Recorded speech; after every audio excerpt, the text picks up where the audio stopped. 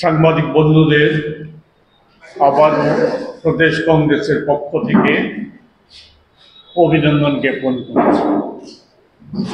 শুনেছেন আপনারা, আমার সাথে উপস্থিত আছেন বরিষ্ঠ কংগ্রেস নেতা, প্রদেশ কংগ্রেসের অন্যতম সহসভাপতি শ্রী শান্তিরঞ্জন দেবনাথ। উপস্থিত আছেন আদিবাসী কংগ্রেসের চেয়ারম্যান, প্রদেশ কংগ্রেসের অন্যতম সাধারণ সম্পাদক শ্রী শব্দকুমার জমাতিয়া। আছেন আমাদের কংগ্রেসের উদীয়মান নেতা মোহাম্মদ শাহজাহান ইসলাম। আমরা যে বিষয়ে কথা বলতে চাই সেটা শুনেছেন, শাহজাহান বাবু বলার চেষ্টা করেছি। 2014 নির্বাচনের পূর্বে বিজেপির মুখ্য স্লোগান ছিল যে সুশাসন সংকল্প, বিজেপি বিকল্প। আর হাটে ঘাটে মাঠে সর্বত্র প্রচার করে বেরিয়েছিলেন আজকের যিনি প্রধানমন্ত্রী মোদিজি, না খাওয়া না খানে দেঙ্গা। এই সময়ে দেশবাসীর অভিজ্ঞতা, আমি বিস্তারিত বলতে চাই না, স্বল্প সময়ের মধ্যে জাতীয় ক্ষেত্রে শুধু 2-4টি বিষয় উল্লেখ। এই সময়ের মধ্যে যেগুলি বহুল প্রচারিত, যার আজও উত্তর পায়নি দেশবাসী, সেগুলির মধ্যে একটা বড় বিষয় হচ্ছে প্রতিরক্ষার অন্যান্য দিকে আমি না গিয়ে রাফায়েল বিমান চুক্তি, যাতে ইউপিএ সরকারের সময় যে চুক্তি হয়েছিল তাতে এই একই বিমানের দাম নির্ধারিত ছিল 526.10 কোটি টাকা। আর মোদিজি প্রধানমন্ত্রী হওয়ার পর সেই চুক্তি বাতিল করে নতুন যে চুক্তি করেছে, এতে দাম নির্ধারিত হয়েছে 1666.67 লক্ষ কোটি টাকা। 67 কোটি টাকা, লক্ষ না, 67 কোটি টাকা। এতে অতিরিক্ত যে ব্যয় হয়েছে, সে ব্যয়ের পরিমাণ হচ্ছে 1100 কোটি টাকা। আমাদের প্রশ্ন হচ্ছে, আগেও প্রশ্ন ছিল, এখনো প্রশ্ন, এই যে 1100 কোটি টাকা, এটা দৃশ্যত দেখা গেছে বিমান নির্মাণকারী, যুদ্ধ বিমান নির্মাণকারী ফরাসি সংস্থা আর আমাদের দেশে মোদির এক অন্যতম বান্ধব অনিল আম্বানির মধ্যে ভাগ হয়েছে। এর পেছনে আর কোনো রহস্য লুকিয়ে আছে কিনা, এটা আজও দেশবাসীর প্রশ্ন, আমাদেরও প্রশ্ন, যে এই সময়ের মধ্যে বড় বড় কেলেঙ্কারি যেগুলি আমাদের কংগ্রেসের শুধু অভিযোগ নয়, যেগুলি সিএজি প্রশ্ন তুলেছিল সে খরচগুলি নিয়ে, যেমন ভারত নির্মাণ প্রকল্প, যে ভারত মালা প্রকল্প বা দারোগা এক্সপ্রেস প্রকল্প বা আয়ুষ্মান প্রকল্পের যে অনিয়ম বেনিয়মের তথ্য তুলে ধরেছিল, নির্ধারিত যে ব্যয়, সে ব্যয়ের চাইতে কয়েকশো গুণ বেশি টাকা খরচ দেখানো হয়েছে। আয়ুষ্মান প্রকল্পে, এত প্রচারিত প্রকল্পে, সেই প্রকল্পে একটা ফোন নাম্বারে 7,500 মতো নাম রেজিস্টার করা ছিল। তাদের ওই টাকা সেই একটা ফোন নাম্বারে তাদের টাকা জমা উঠেছে।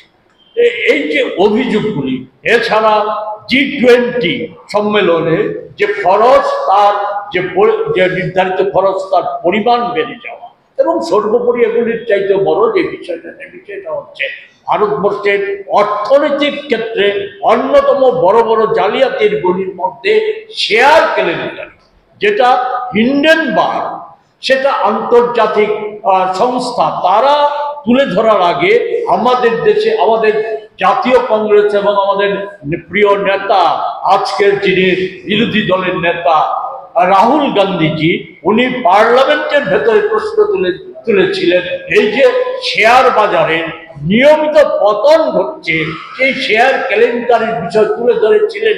এর সাথে আদানি, মোদি বান্ধব আদানি যুক্ত, এবং এটা পরিকল্পিতভাবে করা হচ্ছে। এই ব্যাপারটা তুলে ধরেছিল এবং এটাও উল্লেখ করেছিল শেয়ার বাজার নিয়ন্ত্রণ করার জন্য সরকারি যে সংস্থা সেবি, সেই সেবির প্রধান মাধবী বুচ এবং ওনার স্বামী এর সাথে যুক্ত, কিন্তু সরকার এবং মোদিজি কর্ণপাত করেনি, অস্বীকার করে আসছে। আজকে আমি এ কারণেই কথাটা বললাম, আজকে সম্প্রতি এই কিছুদিন আগে যখন শেয়ার বাজারে একটা নিয়মিত ঘটনা দাঁড়িয়ে গেছে যে শেয়ারের, আমাদের দেশে শেয়ার বাজারের অবিরাম পতন হচ্ছে। আমাদের দেশের দীর্ঘ 40-45 বছরের ইতিহাসে এত ব্যাপক পরিমাণে শেয়ার বাজারের পতন ঘটেনি। আমাদের দেশের বিনিয়োগকারীদের যেমন ক্ষতি হচ্ছে, অন্য দিক থেকে আমাদের দেশে বিদেশি লগ্নিকারীরা তারা আমাদের দেশ থেকে লগ্নি তুলে দিচ্ছে। এটা অন্য প্রসঙ্গ, এই প্রসঙ্গে আমি আজকে যেতে চাইছি না।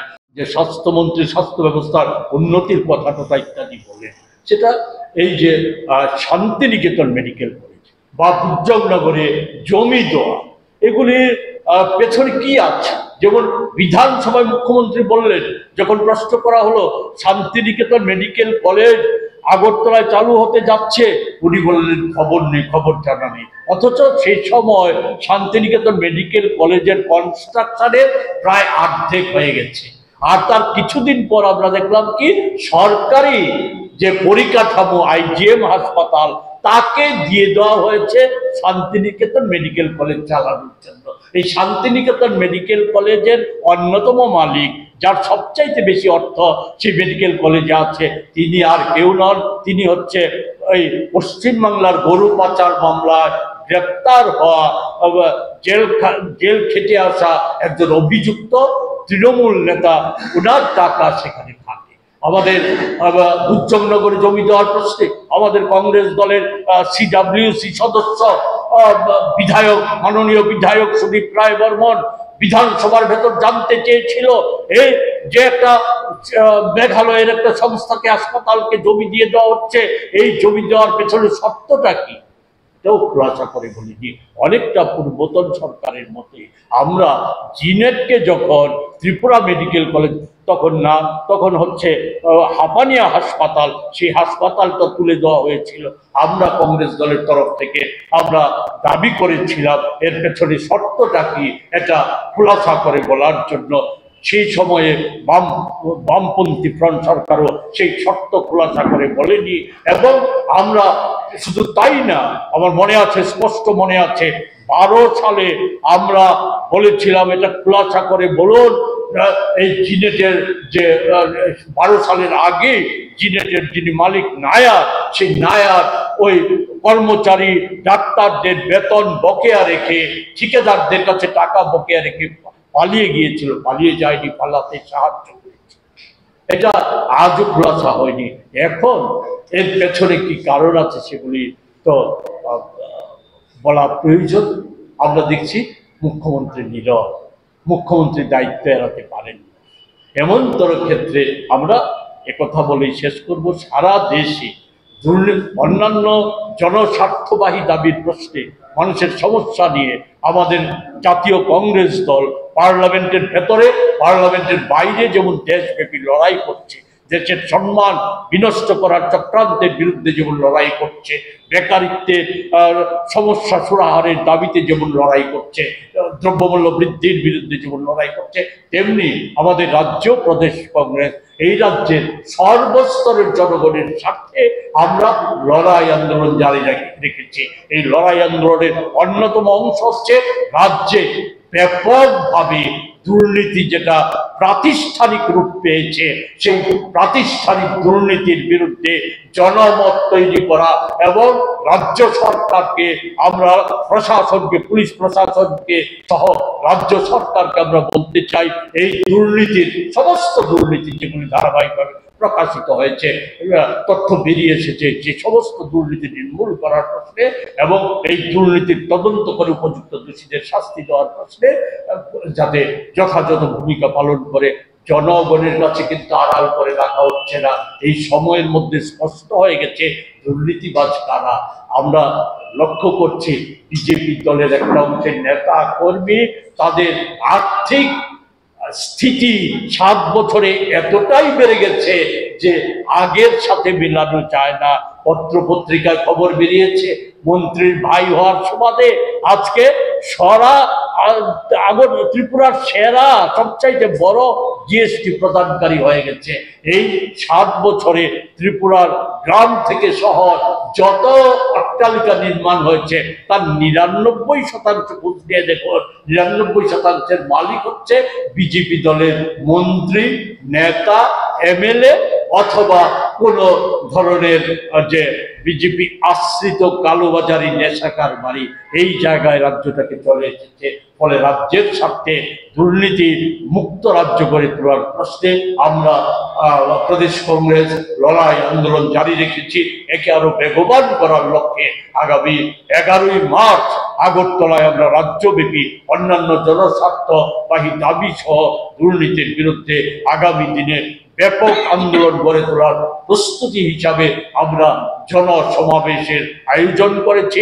সেই জনসমাবেশে আমরা এখান থেকে রাজ্যের সমস্ত অংশের শান্তিপ্রিয় মানুষকে অংশগ্রহণ করার আবারও আবেদন জানাচ্ছি এবং এই ক্ষেত্রে দুর্নীতি বিরোধী জনমত গড়ে তোলা এবং আগামী দিনের কর্মসূচিগুলিকে সফল করার ক্ষেত্রে আপনাদের প্রচার মাধ্যমেরও ইতিবাচক ভূমিকা আমরা আশা করি। আমি আমার কথা বলেছি।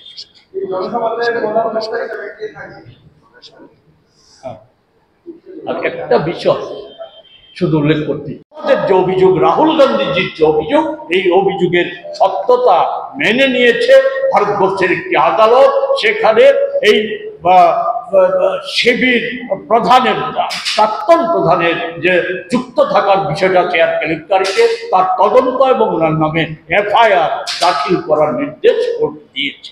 তো এই যখন দেশের অবস্থা, এর নিরিখে আমরা যদি দেখি আমাদের রাজ্যের অবস্থা, দেশে যেমন একটা বিষয় তো ঠিক যে 14 সালের নির্বাচনের আগে দুর্নীতি নিয়ে ব্যাপক প্রচার সংগঠিত করা হয়েছে এবং আজকে তথ্য বেরিয়ে আসছে যে আমেরিকা থেকে ওই সময় সরকার বিরোধী আন্দোলনে বিজেপিকে টাকা দিয়েছিল, আন্না হাজারেকে টাকা দিয়েছিল আমেরিকার একটা সংস্থা সেই আন্দোলনে। কিন্তু আজকে মোদিজির 11 বছরে একটা দুর্নীতিরও যেমন প্রমাণ হয়নি, অন্য দিক থেকে আমরা কি দেখছি যে দুর্নীতির অভিযোগ যাদের বিরুদ্ধে ছিল জাতীয় স্তরে এবং রাজ্যে রাজ্যে যাদের বিরুদ্ধে মামলা টামলা ইত্যাদি চলছিল, আজকে এই সময়ের মধ্যে তাদের অনেকেরই মামলা প্রত্যাহার সহ তদন্ত বন্ধ করা সহ তাদেরকে কাউকে কাউকে কেন্দ্রীয় মন্ত্রী করে ফেলা হয়েছে, কাউকে কাউকে রাজ্যের মুখ্যমন্ত্রীর দায়িত্ব দেওয়া হয়েছে। ফলে দুর্নীতির চাপটা সেখানেই শেষ হয়ে গেছে। কিন্তু এই সময়ের মধ্যে 11 বছরে আমরা একথাটাই বলতে চাই, সর্বক্ষেত্রে দুর্নীতি প্রাতিষ্ঠানিক রূপ পেয়েছে। সরকারি ক্ষেত্রে সমস্ত প্রকল্প রূপায়ণের ক্ষেত্রে সম্প্রতি সরকারের যে বেটি পড়াও বেটি বাঁচাও প্রকল্প, এই প্রকল্পে গত যে অর্থ বছরের, সেই অর্থ বছরের বরাদ্দকৃত টাকার থেকে 450 কোটি টাকার হদিশ পাওয়া যাচ্ছে না বলে সরকারি তথ্যে জানা গেছে। এই যখন দেশের অবস্থা, রাজ্যের অবস্থা আরো শোচনীয়।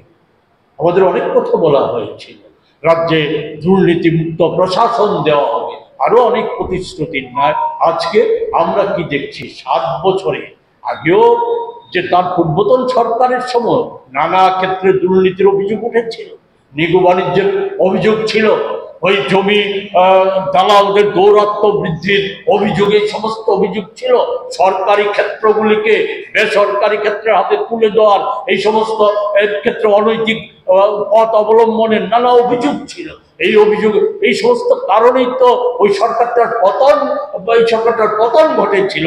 তার পরিবর্তন করে এই বিজেপি সরকার, বিজেপিকে এই রাজ্যে একটা বিরাট অংশের মানুষ সমর্থন করেছিল। আজকে ফল কি?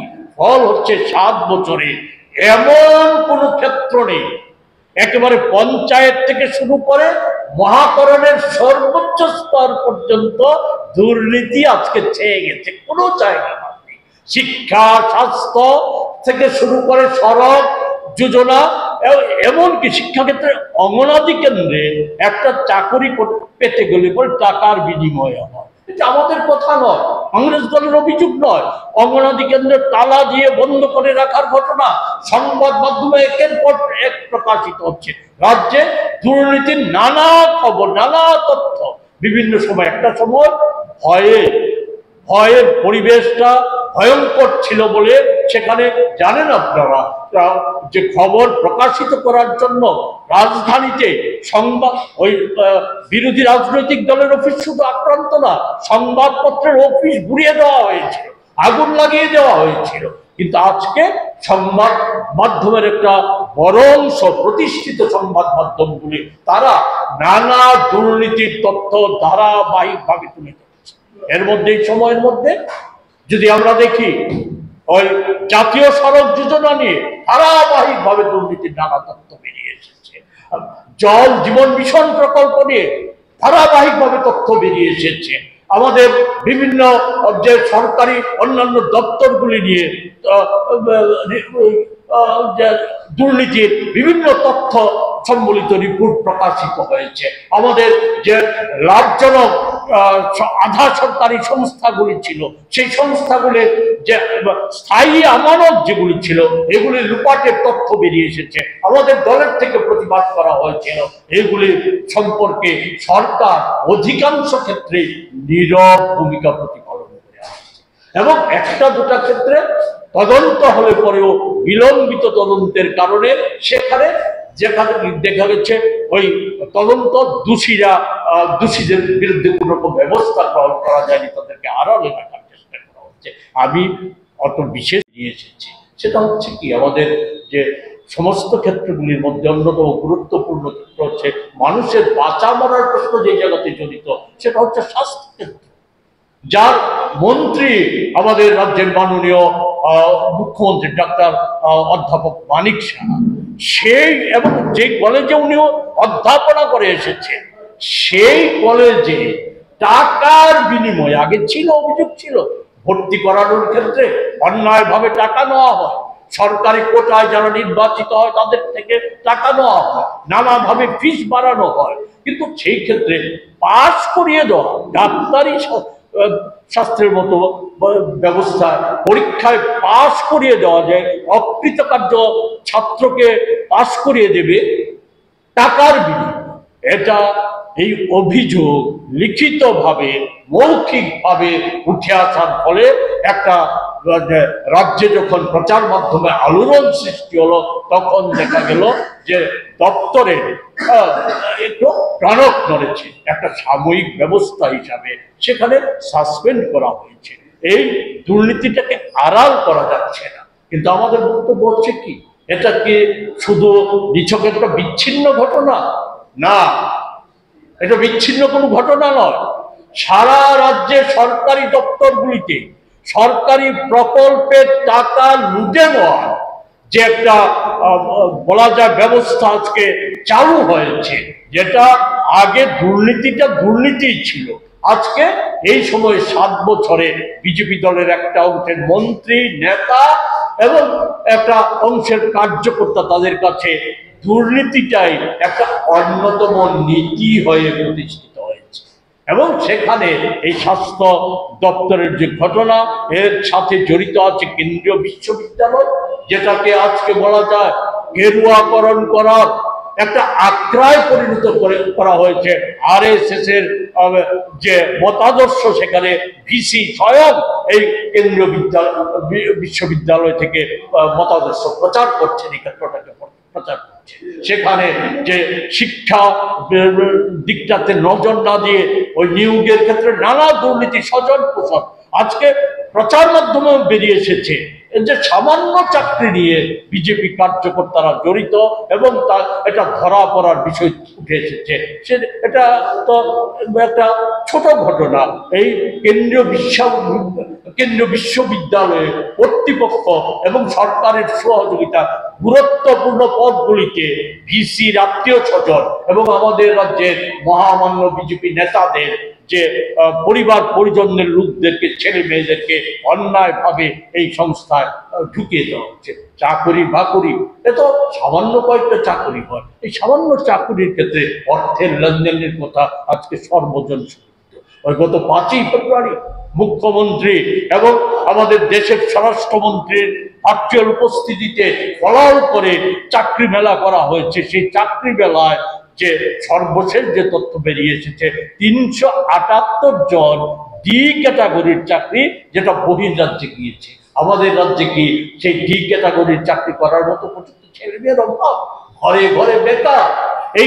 এই চাকরিগুলি কিসের নিরিখে হয়েছে, কিসের বিনিময়ে হয়েছে? এটারই স্বচ্ছতার পরিচয়। তার আগেও সুনির্দিষ্টভাবে বহির্রাজ্যে চাকরি দেওয়ার ক্ষেত্রে লেনদেনের বিষয়, আর্থিক লেনদেনের বিষয় উঠে এসেছে। এগুলি কোনো সুষ্ঠু তদন্ত হচ্ছে না। যারা এগুলি বন্ধ করার ক্ষেত্রে সহায়ক ভূমিকা নিতে পারে, দুর্নীতি দমনে প্রশাসনিক ক্ষেত্রে সহায়ক ভূমিকা নেওয়ার কথা, ব্যবস্থা নেওয়ার কথা, সেই স্বরাষ্ট্র দপ্তর, যারও মন্ত্রী হচ্ছে স্বয়ং মুখ্যমন্ত্রী, সেই স্বরাষ্ট্র দপ্তরে নানা দুর্নীতির বিষয় আমাদের দলের তরফ থেকে বহু আগেই উপস্থিত করা হয়েছে। 22-23 সালে সুনির্দিষ্টভাবে সিপাহীজলা জেলা পুলিশ সদর কার্যালয়ে আর্থিক নানা অনিয়ম বিনিয়মের খবর সংবাদ মাধ্যমে প্রকাশিত হয়েছিল। আমাদের দলের তরফ থেকেও এই ঘটনার তদন্তের দাবি জানানো হয়েছিল।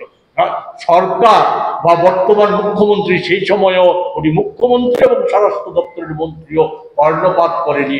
অবশেষে গত সপ্তাহে ডিজিপি নড়েচড়ে বসার ফলে সেখানে ওই পুলিশ কর্মী জড়িত থাকা অনিয়ম, দুর্নীতি, কোটি কোটি টাকার দুর্নীতি যা 6-7 বছর যাবৎ চলে আসছিল, এর জড়িত থাকার সুবাদে 5 জনকে গ্রেপ্তার করা হয়েছে। এগুলি নিরিখে আমরা যেটা বলতে চাই যে আরো অনেক বিষয়, আমি বিশদে না বলি।